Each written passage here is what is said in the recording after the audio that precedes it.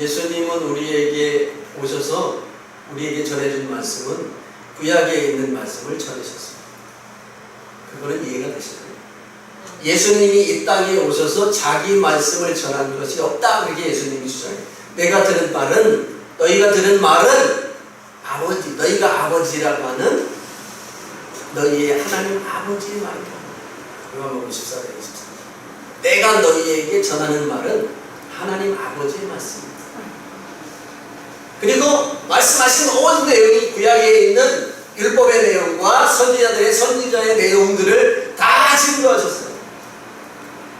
그리고 가르쳤어요. 그런데 듣지 않죠? 가난한 고아에게 너희가 사랑을 베풀었느냐? 냉수한 그를 떠드느냐? 소자에게 결코 상을 내지 않을 것이다. 마지막 내 심판으로 왔을 때 내가 의로운 자들에게 너희가 내가 목마르고 굶주리고 아팠을 때 오기가 없었을 때 나를 돌보았지, 내가 이렇게 칭찬할 거야.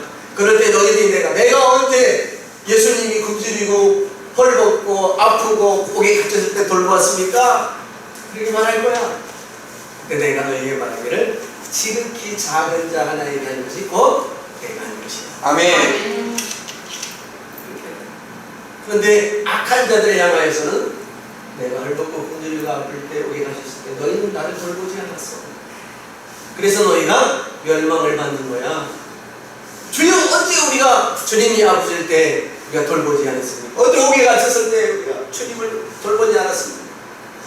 너희가 지극히 작은 소자에게 하지 않은 것이 나에게 하지 않은 것이다. 아멘. 그게 심판의 기준이에요.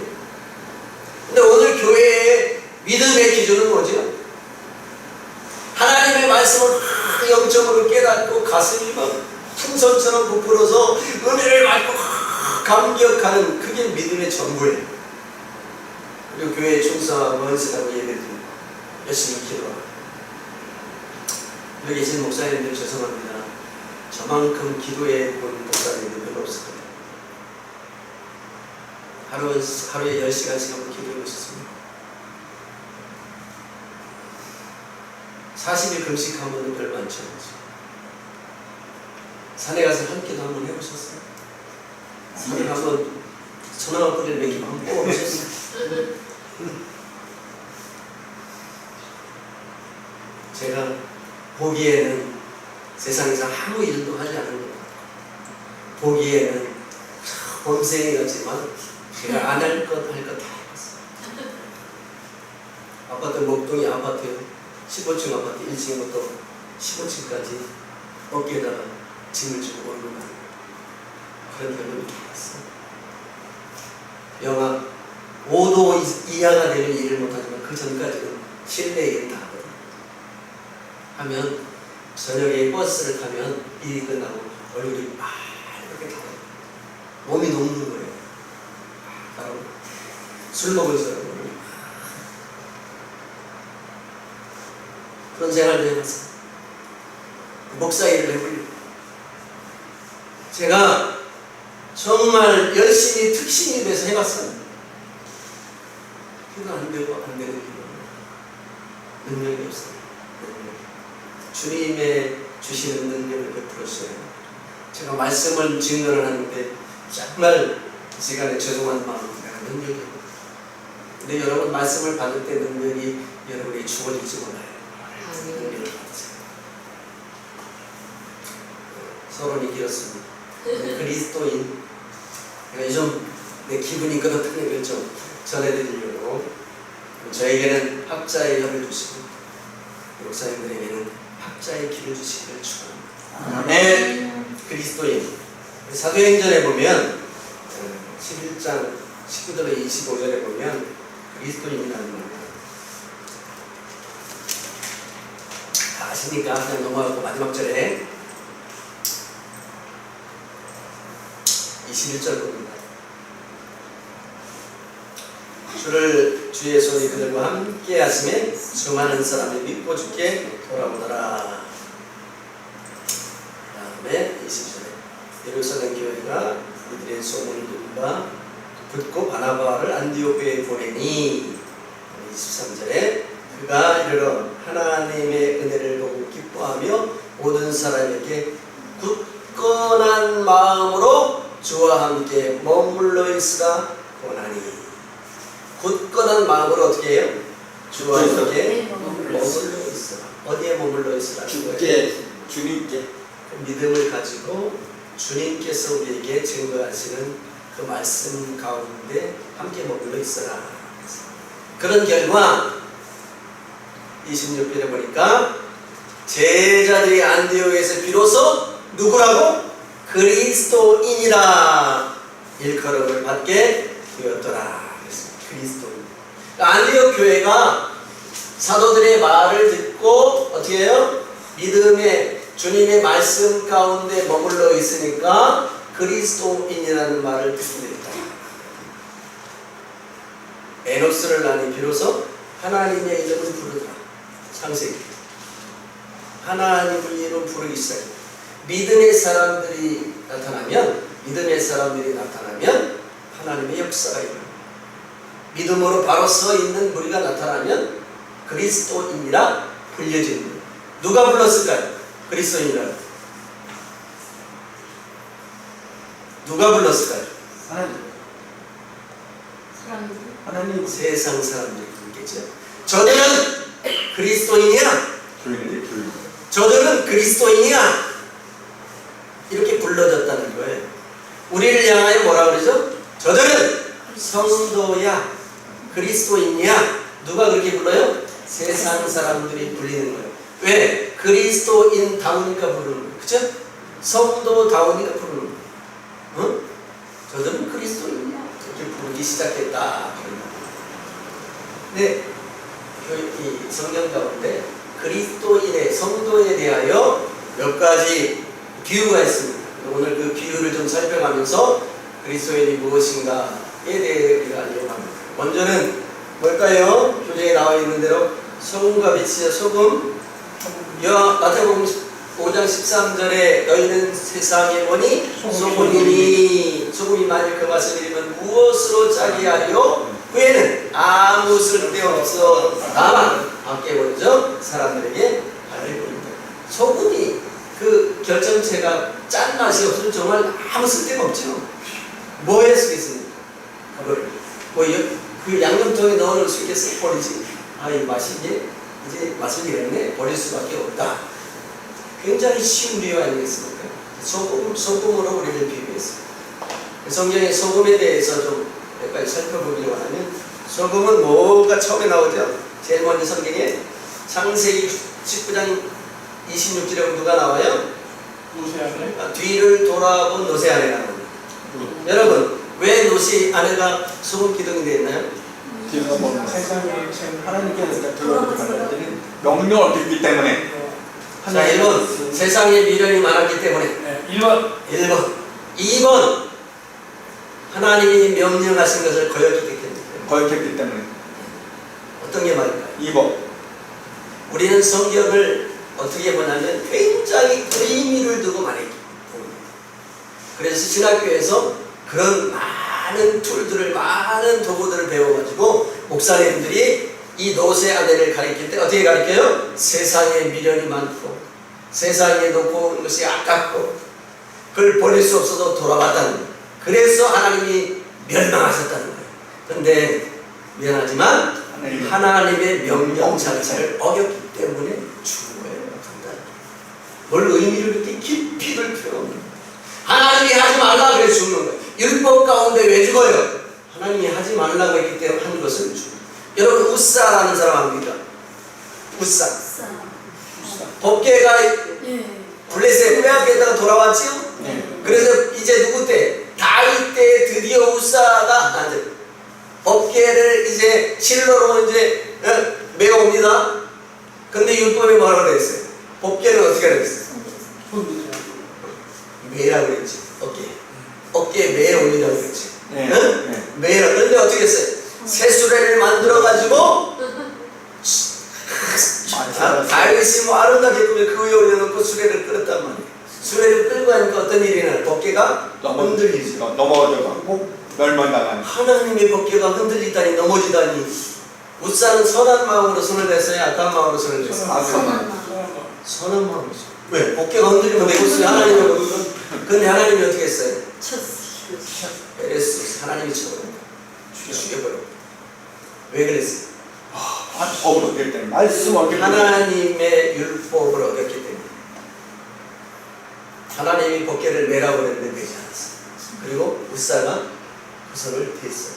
예수 믿는 우리가 그 자리에 갔으면, 예수 믿었던 우리가 베드로 목사님이 그 자리에서 법궤를 댔으면 어땠어요? 손. 말씀은 사는 거죠. 할렐루야. 살았어요? 되면 안 돼. 말씀은 사는 거고 되면 안 돼. 사는 거. 오늘 이 시대의 복음은 예수 믿는 우리가 가서 법궤를 잡으면 우리는 죽지 않아요. 그게 우리가 믿는 복음이에요. 하나님의 법에는 예수 믿는 사람이 가서 만들든지 의사가 만들든지 죽어. 왜? 하나님의 법에 그렇게 되어 있기 때문에. 예수 믿는데? 상관없어. 신약의 성교회가 그걸 몰라. 은혜 안에 다 되어진다고 생각해 착각. 그걸 뭐라고 그러는 거예요? 하나님의 공의라고. 요새 안에는 뒤를 돌아보지 말라는 하나님의 명령을 얻었기 때문에 다른 설명이 필요하잖아요. 세상을 바라보고 미련이 생겨서 세상에 좋은 것을 바라보고 그것이 아까워서 보면 어떻게 하는 거예요? 하나님의 말씀을 어떻게 하는 거예요? 거역하는 거죠. 오염시키는 거예요. 미련 때문에 봤다는 거예요. 그런 게 문제가 아니에요. 미련이 있든지 없든지. 그럼 미련이 없이 바라보면 안 좋나요? 소금 기둥이 안 되나요? 하나님의 말씀은 뒤를 돌아보지 말라는 거예요. 그 명령이 순종하지 않았기 때문에 소금이 좀 돼요. 우리 신앙의 자세를 좀 바꿔요. 은혜 안에 하나님이 다 용서하신다. 그렇지 않아요. 다윗이 범죄했습니다. 하나님이 뭐라고 했어요? 내가 내 죄를 용서한다. 그러나 그 벌은 면제하지 않는다. 자, 신명기 29장 23절에 보니까 그 온 땅이 유황이 되며 소금이 되며 또 불에 타서 심지도 못하고 결실함도 없으며 거기에는 아무 불도 나지 아니함이 옛적에 여호와께서 진노와 격분으로 멸하신 소돔과 고모라 아드마와 스보임과 무라짐과 같은 물 보고 물을 것이요. 이 소금이 나옵니다. 소금과 유황 뭐를 상징하는 거예요? 하나님의 저주, 심판 가운데 소금이 나옵니다. 사사기 9장 45절에 보니까 아말렉이 그날 종일토록 그 성을 치며 아침내는 점령하고 거기에 있는 백성을 죽이고 그 성에 뭘 뿌려? 소금을 뿌리라. 소금이 뭐예요? 저주. 그래서 키를 쓰고 옆집에 가서 소금 주세요 그러면 소금을 뿌리는 거예요. 그게 뭐예요? 저주예요. 응? 아침에 안경 끼고 요즘 안 그렇지만 안경 끼고 식당에 들어가면 아줌마가 어떻게 해요? 소금 부쩍 뿌려요. 옛날에 그랬어요. 네, 기분 나쁘다고. 소금 뭐예요? 저주예요. 저주. 그러니까 사람마다 불로 소금 치듯 함을 받으니까 지역의 형상을 말하는 거예요. 그죠? 소금 치듯 한다. 불로. 그러니까 소금은 뭘 말해요? 저주의 관계에서 소금을 말해요. 두 번째, 출애굽기 30장 35절에 보니까 그것으로 향을 만들되 향 만드는 법대로 만들고 그것에 뭘 쳐? 콩을 쳐서 그럼 이건 저주인가요? 저주 안에 축복이 축복. 소금을 쳐서 뭐하라? 성결하게 하라 그래. 성결하게. 네, 소금이 또 뭐에? 저주와 관계가 있는데 이제는 성결과 관계가 있는 거예요. 에스겔 16장 4절에 보니까 내가 난 것을 말하거니와 내가 날 때에 백법주를 자르지 아니하였고 너를 물로 씻어 정결하게도 하지 아니하였고 내게 소금을 뿌리지 아니하였고 너를 강도에 싸지도 아니하였고. 이스라엘 백성이 이스라엘 지칭에서 에스겔 16장의 상태를 하나님이 이렇게 비유하는 거예요. 어린아이가 태어나면 배꼽절을 잘라야죠.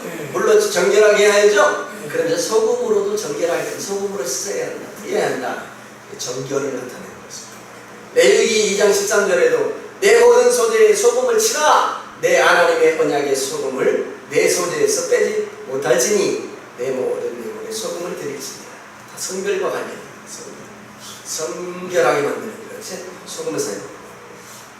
세 번째는 이스라엘 자손이 여호와께 거제로 드리는 모든 성물은 영권 모부의 음식은 너와 내 자손에게 주리니 이는 여호와 앞에 너와 내 자손에게 영원한 소금 언약입니다. 그러니까 이 말은 뭐냐면 이스라엘 백성이 하나님의 거제로 드리는 제물은 누구의 것이 된 거예요? 제사장의 것이 된다는 거예요. 그게 너의 목이다. 레위 지파에는 땅을 줬어야 안 줬어요? 기업을 줬어야 안 줬어요? 안 줬죠. 기업은 레위 족속의 기업은 뭐예요? 여호와 하나님이시죠. 여호와 하나님의 제물을 거제로 드리는 제물 앞다리를 들어드릴 걸 너희도 주겠다. 이것은 영원한 소금입니다. 영원한 소금 언약. 이 소금 뭐예요? 언약과 관련이 있는데 영원한 것과 관련이 있다. 또 재미있는 것은 욥기 6장 6절에 보면 싱거운 것이 소금 없이 먹겠느냐. 닭의 인자이가 소금을 찍지 않으면 맛이 있겠느냐. 이런 표현도 있어요. 소금은 어때요? 소금은 첫 번째 뭐와 관련이 있어요? 저주와 관련이 있어요. 두 번째는 성경을 거룩하게. 그 다음에 세 번째는 영원히 변천은 언약. 영원한 언약은 뭐 변치 않는 거예요? 아니 언약이죠. 네 번째는 맛을 낸다는 것과 관련있어요. 소금, 너희가 세상의 소금이다. 그럴 때 뭐를 하나님이 우리에게 말할까? 너희는 세상의 소금이다. 그럴 때 우리에게 뭐를 말하는 거예요? 저주를 말하는 거예요? 일단 안 하겠죠? 복음 전해라. 성별된 몸이라는 걸 나타내겠죠. 그죠? 그 다음에 너와 나는 십자가로 영원한 언약을 맺었다는 거겠죠. 네? 그리고 또 영적인 몸을 굳이 또 말하자면 너희는 세상에 맛을 내는 사람들이다. 이렇게 해결할 수 있겠죠. 성경을 쭉 이렇게 해석을 하려면 이 내용들을 쭉 보고 그 안에서 교훈을 찾는 것이 좋습니다. 그래서 우리는 소금은 뭐예요? 거룩한 물이라는 거예요. 하나님과 언약의 백성이라는 거예요. 변치 않는 언약의 백성. 자, 빛이라고 그랬죠? 너희는 세상의 빛이다. 산에 있는 농대가 숨겨주지 못할 것이니 사람이 등불을 켜서 말을 해주지 아니하고 등경무에 드라니 이러므로 지금 모든 사람에게 빛을 주리라. 빛은 뭐예요? 태초에 빛이 있죠. 빛이 있으라. 하나님이 네? 하나님의 빛을 주. 시편 136편 7절에 큰 빛들을 지으셨다. 적당한 빛. 이게 어떤 빛인지 우리가 알아요? 잘 모릅니다. 나는 빛도 짓고 어둠도 창조하였다. 하나님이 지으신 빛이 있다는 첫째는 창조의 빛이 있죠. 그 다음에 주를 가리켜 빛이라고 합니다. 시편 36편 9절에 진실로 생명의 원천이 주께 있사오니 주의 빛 안에서 우리가 빛을 보리라. 주의 빛.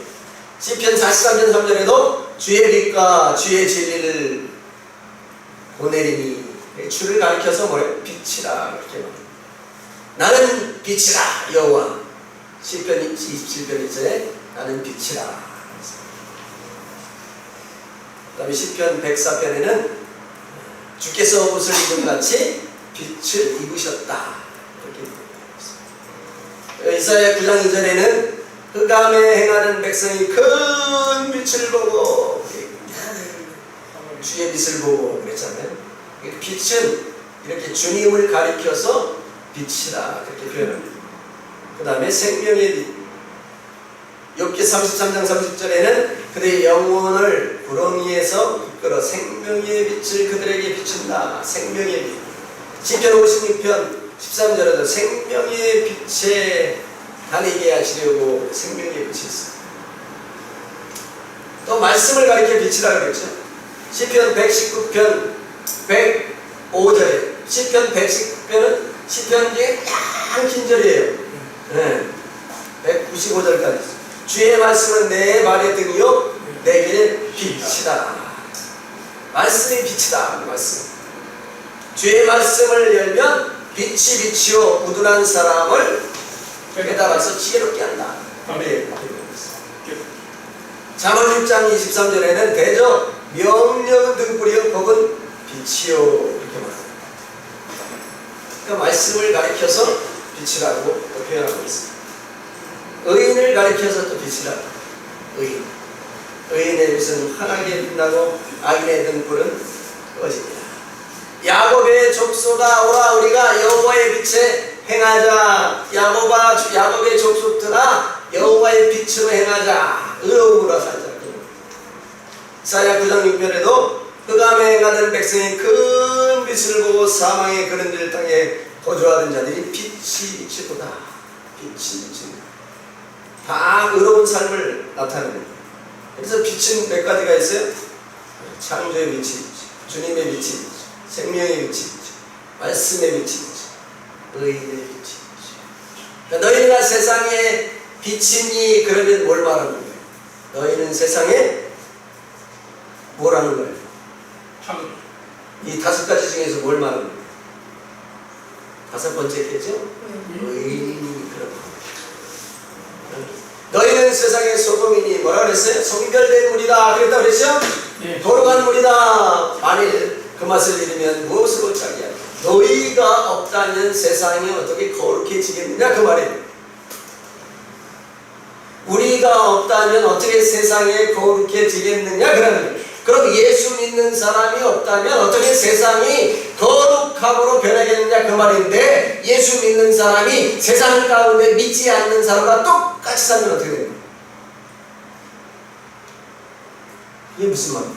소금이 맛을 잃는 거죠.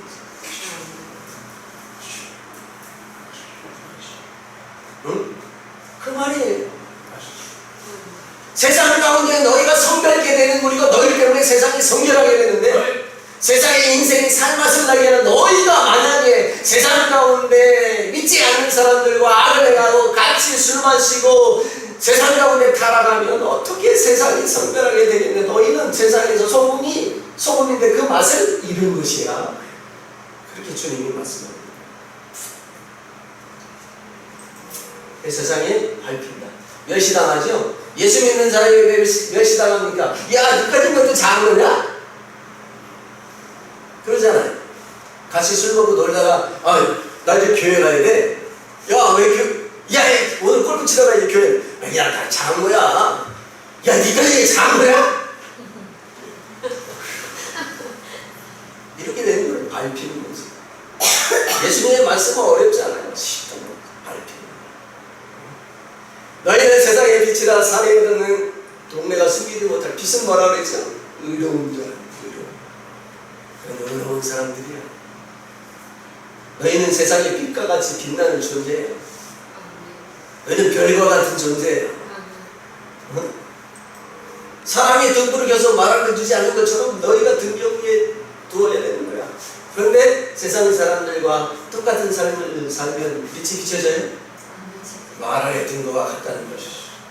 말 아래 처박아 놓는 것과 같다는 거예요. 그 빛이 뭐라는 거야? 16절에 이같이 너희 빛이 사람 앞에 비추게 하여 그들로 너희 착한 행실을 보고 하늘에 계신 너희 아버지께 영광을 돌리게 하라. 아멘. 의로운 것이 뭐예요? 착한 행실. 우리는 의롭게 행하지만, 우리는 거룩하게 행하지만, 우리는 성별되게 행하지만 세상 사람들의 눈에는 어떻게 보이는 거예요? 착한 행실을 보이는 거예요. 그럴 수밖에 없죠. 세상 가운데 구별을 내고 거룩하고 의롭고 하나님의 뜻대로 살아가면 세상 사람이 올 때 거짓말도 안 하고 세상 사람들 같이 술, 가무, 음주도 하지 아니하고 음란하지도 아니하고 정직하고 의로우면 어때요? 와, 저 사람 착한 사람. 그렇게 보이는 거예요. 의로워 보이는 거예요. 그러면 어떻게? 야, 하나님이 계신가 봐. 응? 저 사람 보니까 야, 정말 하나님이 계신가 봐. 저런 사람들을 가리켜 안디옥 교회 성도들이 그리스도인이야. 근데 이 세상에 소금 빛이다. 얼마나 복된 표현이죠. 여러분 세상 가운데 소금 되시길 축원합니다. 빛 되시길 축원합니다. 빛이 돼서 내 빛을 발산해 우리 거룩을 나타냅니다. 그래서 세상 사람들 가운데 그리스도인이라 칭찬을 받아야 되는 거예요. 두 번째는 우리를 가리켜 향기. 보면 2장 15절에 우리는 구원받은 자들에게나 망하는 자들에게나 하나님 앞에서 그리스도의 향기니. 그래서 기도하는 사람 가운데 은혜 받은 사람은 무슨 뭐 이렇게 은혜를 받으면 향기로운 냄새가 납니다. 기도하면 향기로운 냄새가 납니다. 저는 못 맡아봐서 모르겠는데 어떤 냄새인지 향기로운 냄새가 납니다. 못 맡아봤지만 저는 물리적으로 나타나는 것을 보긴 했어요. 휘장에 예수님의 손이 한번 훑고 지나갔는데 이 향기로운 잔디 모략의 향기가 나는 걸 맡아봤습니다. 그리스도의 향기예요. 이 사람들에게 사망으로부터 사망에 이르는 냄새, 누굴 가리키는 거예요? 이 사람은 누구예요? 사망으로부터 사망에 이르는 냄새는 누구예요?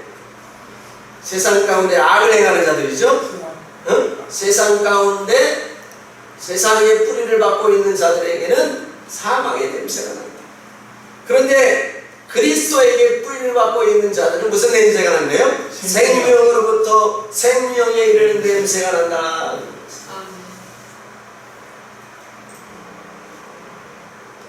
여호와께서 그 향기를 받으시고 그 중심에 이르시되 내가 다시는 사람으로 말미암아 땅을 저주하지 아니하리니 이는 사람의 마음에 계획하는 바가 어려서부터 악합니다.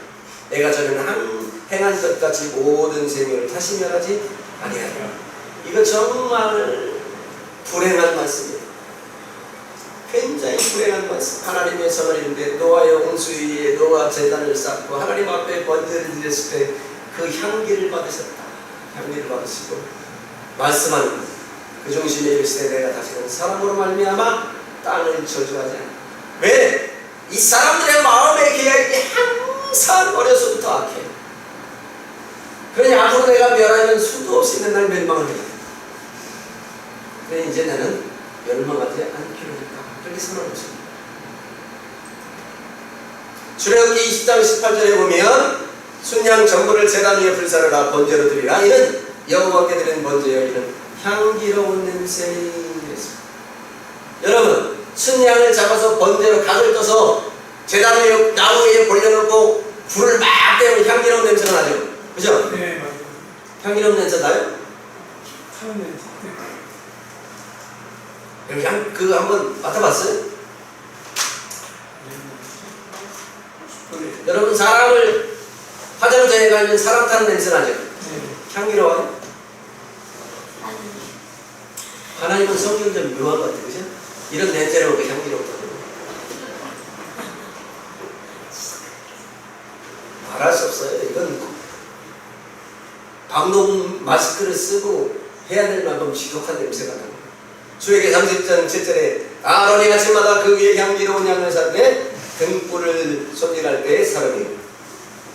왜 하나님이 번제의 희생 제물이 탈 때 향기로운 제물이라고 하셨을까요? 우리는 그렇게 지독한 냄새인데 왜 향기로운 냄새라고 했을까요? 드시면서. 네? 드시면서. 레위기 1장 2장에 보면 계속 이런 말이에요. 향기로운 냄새.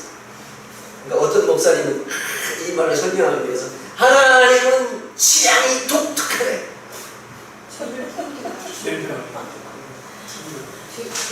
번제가 타는 동안에 뭐가 타는 거예요? 번제가 탈 때 우리의 죄가 타는 거예요.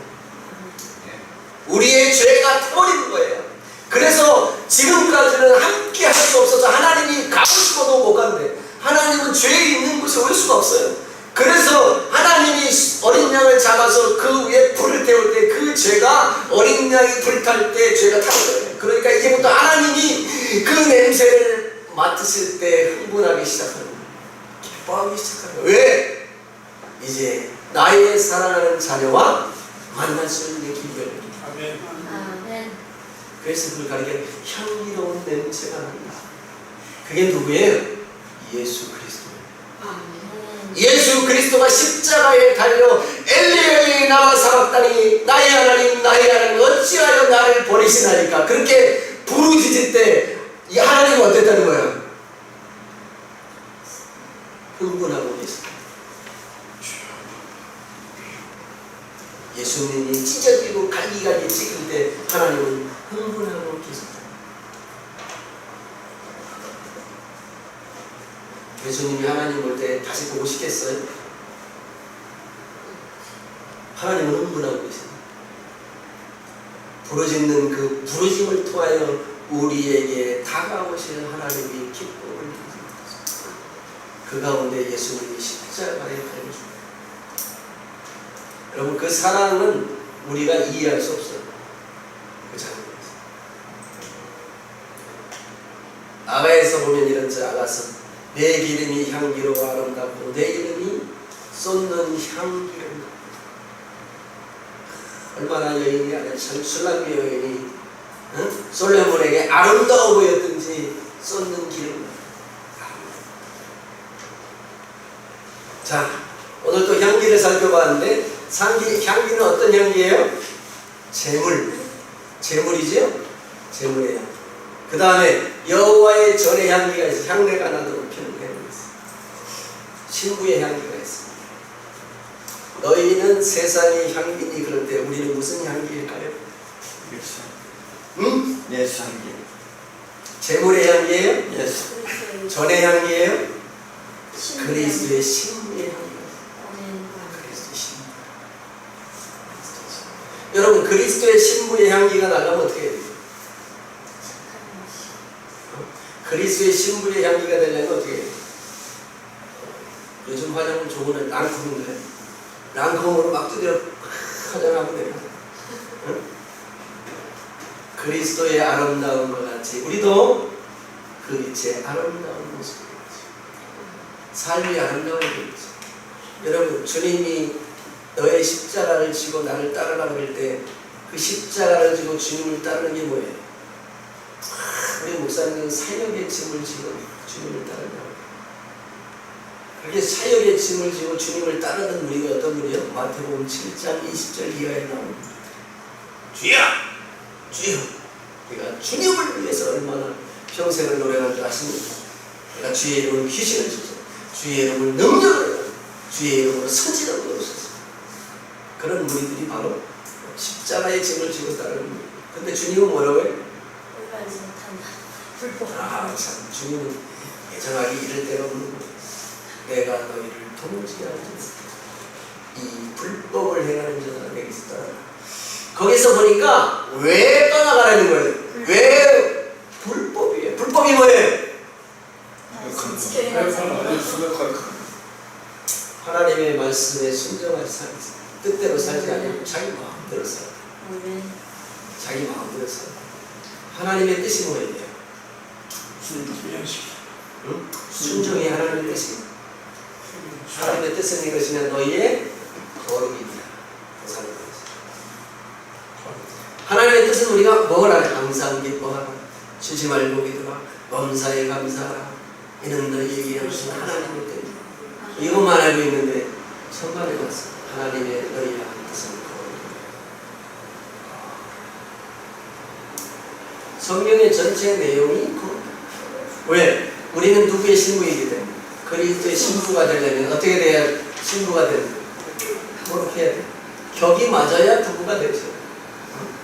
신부 거룩. 근데 거룩은 필요가 없어, 교회에서. 왜? 우리는 다 죄인이기 때문에. 그런가요? 예수님이 거룩하게, 그러니까 교리 가운데 이런 게 있죠. 우리가 예수님을 만나서 구원에 이르는 단계가 있어요. 소명, 중생, 회심, 그런 거 있죠? 친밀, 양자, 견인, 성화, 이렇게 이르는 과정이 있어요. 그래서 마지막에 견인을 견디고 하나님이 인도하면 마지막에 성화가 되지 않지만 천국에 싹 들어갈 때 성화가 된다는 거예요. 그 교리예요. 성경은 뭐라고 그랬을까요? 그걸 가르쳐? 구원은 없다니. 거짓말 그런 거죠. 싹 들어가서 성화가 되는 게 없어요. 거룩해야 일단 천국에 들어갈 수 있는 자격을 얻는 거예요. 여러분, 이기는 자 그러면 이만희가 이기는 자이기 때문에 우리가 설명하기 곤란한데, 계시록에는 누가 천국에 들어간다고 그래요? 이기는 자라고 그래요. 너희가 이기지는 못했어도 세상 가운데서 이기려고 바등바등하면 천문문이 열려서 이기는 자가 돼. 그렇게 기록하지 않고 이기는 자. 수아시아 7교회에게도 다 너희가 이겨야 된다.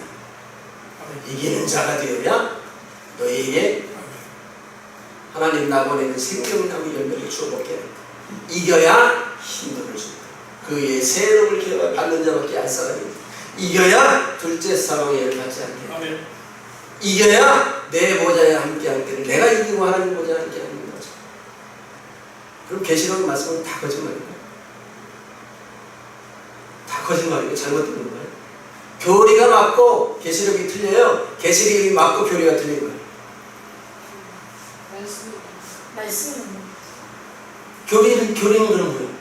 교리가 말씀에서 나와야 되는데 자기도 마음대로 교리를 가지고 성경을 무시하는 거예요. 그건 잘못된 깽단이지. 맞아요? 아니요. 근데 교리를 가지고 이단도 만들잖아. 내가 이렇게 이제 교리를 잘못되고 성경이 맞다 그러면 날 보고 이단이에요. 교리를 가지고. 그래서 신천지를 못 이기는 거예요, 교회가. 신천지는 계시록 이긴 자가 되어야 된다. 그게 나야. 뻥이래도.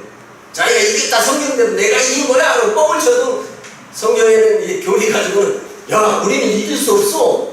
어떻게 우리가 이겨? 우리가 이 땅에서 예수 믿고 견나도 참고 인내해보면 예수님이 딱 우리를 천국에 들어 올릴 때 그때 이기는 거지. 어떻게 이기는 거야? 야, 성경에 보니까 이겨야 천국 간다고 되어 있는데 이러니까 할 말이 없는 거야. 그러니까 대답을 못하는 거야.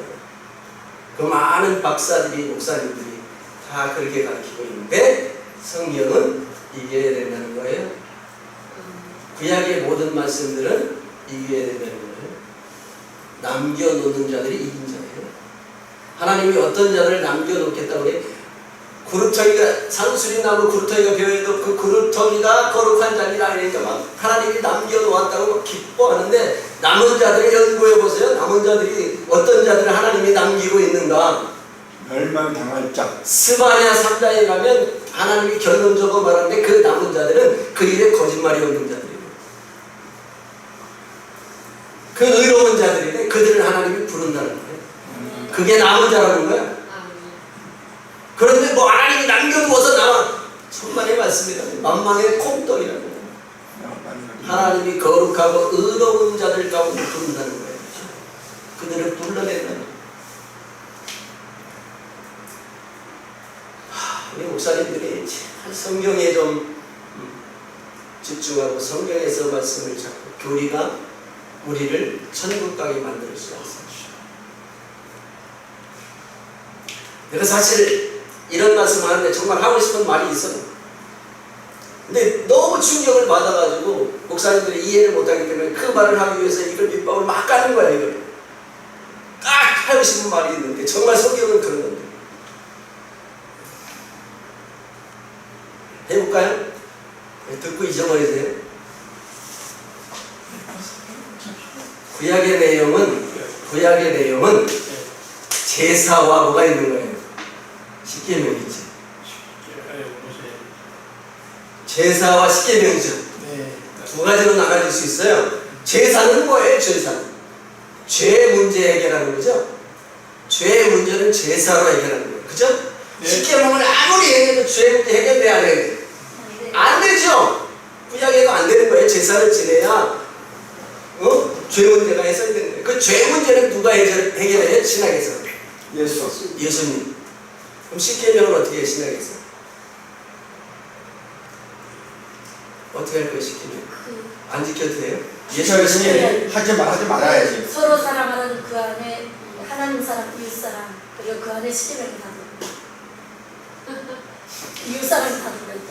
구약의 이스라엘 백성들은 제사, 죄의 문제 해결하는 오실 예수님을 보고 죄의 문제를 해결했죠. 그러니까 표상이니까 1년에 한 번씩 대속죄를 지냈잖아요. 7월 10일 1년에 한 번씩. 왜냐면 직접 못 봤으니까. 그 다음에 십계명을 지켜야 돼야 돼요. 십계명 지켜야죠. 구약의 십계명의 전부는 뭐예요? 명령. 아니 구약의 십계명의 내용은 뭐예요? 하나님 사랑. 신약에는 하나님 사랑, 이웃 사랑이죠. 구약은 뭐예요? 섬김. 하지 마라. 하지 마라. 구약에는 심어지고 구약에도 하나님 사랑, 선지서로 보세요. 십계명에 대해서 어떻게 에레미야가, 에스겔이, 이사야가 해석을 하고 있는지 보세요. 느헤미야가 어떻게 십계명을 해석하고 있는지 보세요. 너희가 가난한 자와 과부된 자와 고아들을 위해서 나그네 된 것을 잊지 말라. 가난한 자를 도와줘라. 사랑을 베풀라. 다 이웃사랑에 관해서 십계명을 다 해석하고 있어요. 근데 우리는 뭘 십계명 자체만 보는 거야. 그것만 자체만 보고 몰라. 도적질하는 것도 뭐와 관련해서요? 이웃사랑과 관련. 이웃을 사랑하면 이웃을 도적질해 안 해. 안 하죠. 안 해요. 바울이 그 사랑 안에 다 있다고 그랬지. 살인해 안 해? 하죠. 거짓말해 안 해? 해. 안 하지. 사랑하면. 이 거짓말은 마귀의 속성이에요. 요한복음 8장 4절 너희 아비 마귀는 처음부터 살인한 자의 그 안에 진리가 없으나 처음부터 거짓을 지어서 나느니라. 거짓된 아비. 너희도 그 아비를 닮았다. 거짓은 마귀의 속성이에요. 사랑은 누구의 속성이에요? 하나님의 속성이에요. 우리는 누구의 자녀예요? 하나님의 자녀예요. 뭘 닮아야 돼요? 사랑을 닮아야 돼요. 그러니까 거짓말하지 말아야 되지. 그럼 거짓말을 안 하게 되지. 거짓말하면 하나님이 지는 것 같습니다. 마귀를 닮아서. 왜? 아담이 거짓말했다죠. 마귀의 속아가지고. 그래서 구약의 신앙이나 신약의 신앙이나 차이가 없는 거예요.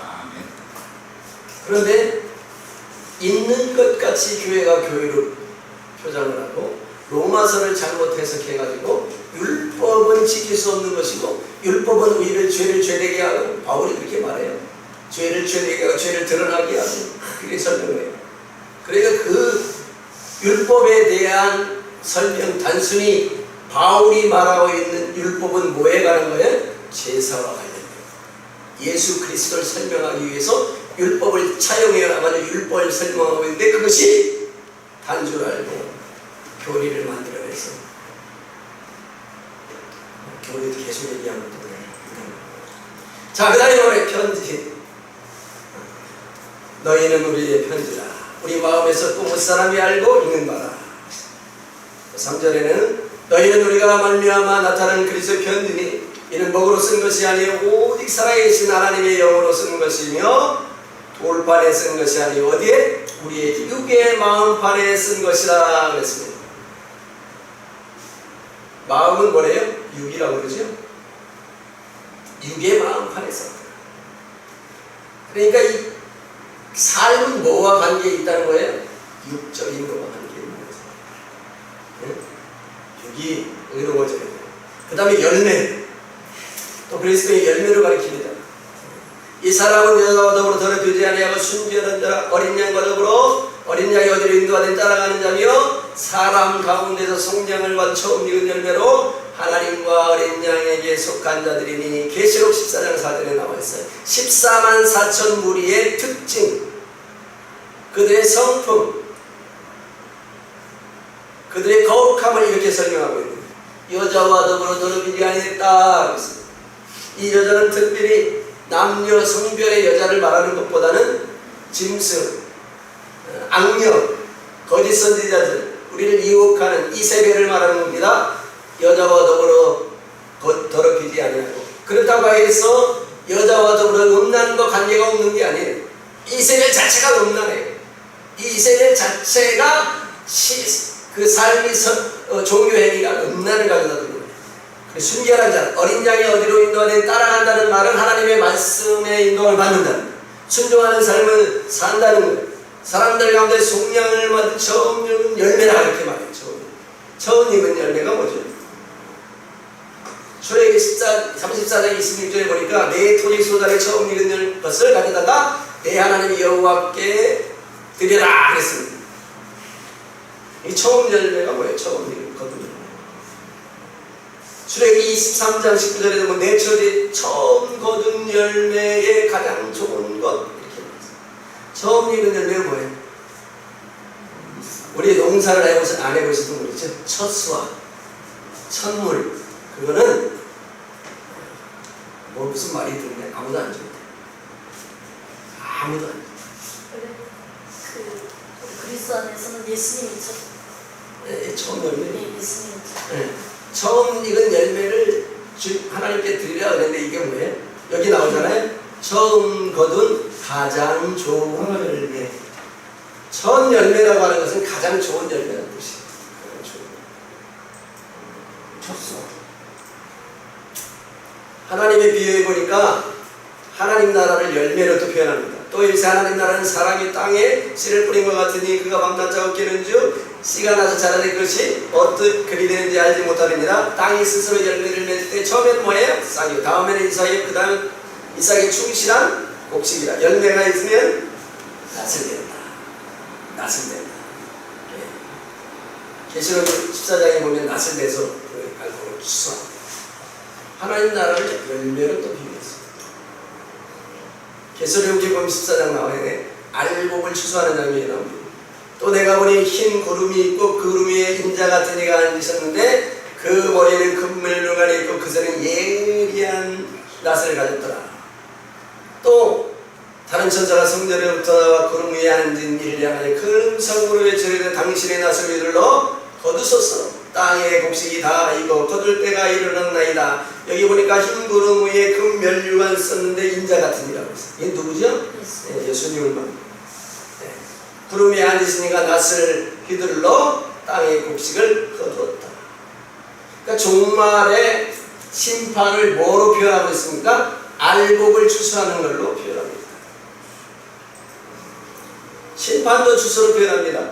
같은 장의 17절로 20절에 또 다른 천사가 하늘에 있는 성전에 나오는데 역시 예리한 낫을 가져. 이제 천사가 인자가 아니고 천사가요.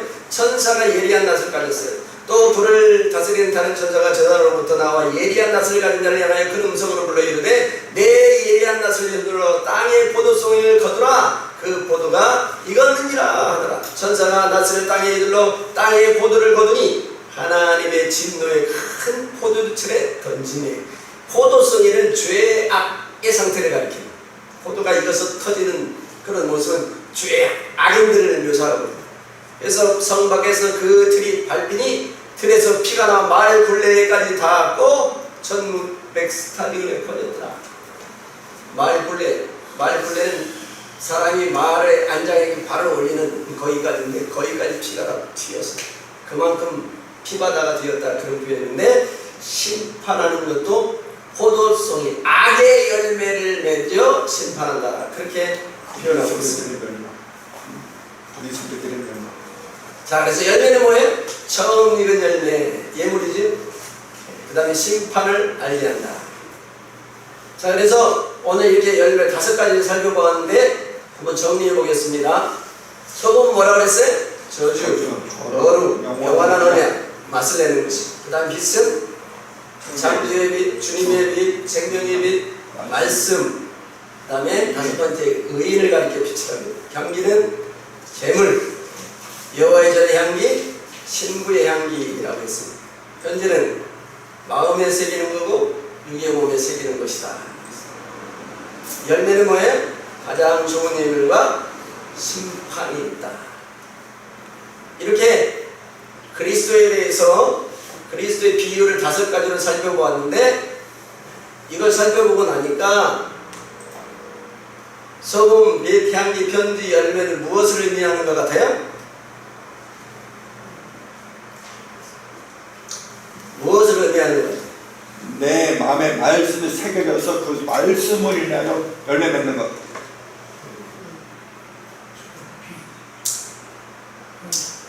예수 그리스도인들이 세상 가운데 어떻게 살아야 하는지를 보여주는 거죠. 예? 그리스도인들이 세상 가운데 어떤 삶을 살아야 그리스도인인가? 어떤 삶을 살아야 복된가를 보여주는 것이 이 비유의 말씀입니다. 그래서 신앙의 거림을 한마디로 딱 말한다고 한다면 어떻게 결론을 딱 한 단어로 말한다면 어떻게 결론을 내릴 수 있을까요?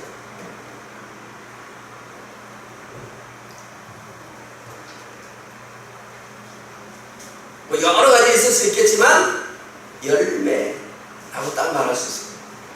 우리는 열매되어지는 과정이 있다. 그래서 중요한 부분들을 한 번 더 새기고, 소금을 말할 때는 우리는 뭐라고 그랬죠? 거룩한 삶을 말한다는 거예요. 하나님과의 언약 관계에 있는 거룩한 삶. 맛은 하도 맛하니까 한번 써놓는 거. 거룩한 우리의 삶을 소금으로 표현하는 것이다. 거룩한 삶이 있어요. 그 다음에 빛은 뭐예요? 의를 말하는 것이다. 내가 의인 되었다. 향기는 그리스도의 신부로서의 삶이 있어야 된다. 편지는 그리스도의 말씀을 우리의 몸과 마음에 새겨져 있어요. 우리의 몸과 마음에 새겨져 있어요. 그리스도의 말씀. 편지니까. 편지는 뭐예요? 소식을 전하는 거죠. 아까 짧게 지나갔는데, 그리스도인들은 주님의 편지라는 건 뭐예요? 소식.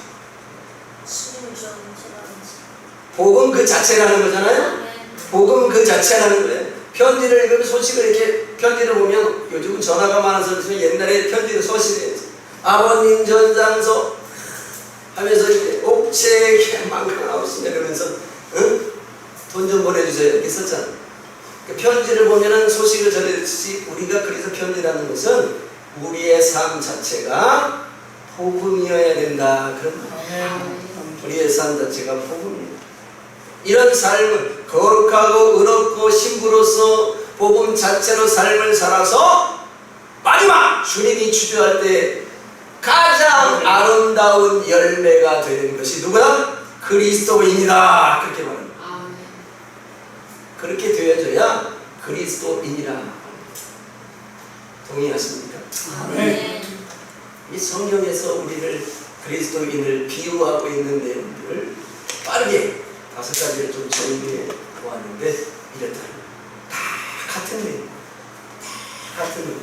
그래서 결국은 주님께서 예리한 낫을 향하여서 이것은 열매들을 거두실 때, 주님이 심판할 때 알곡으로 가장 좋은 열매로 주님의 창고에 드려지는 그런 복된 삶의 결과가 있어야 된다.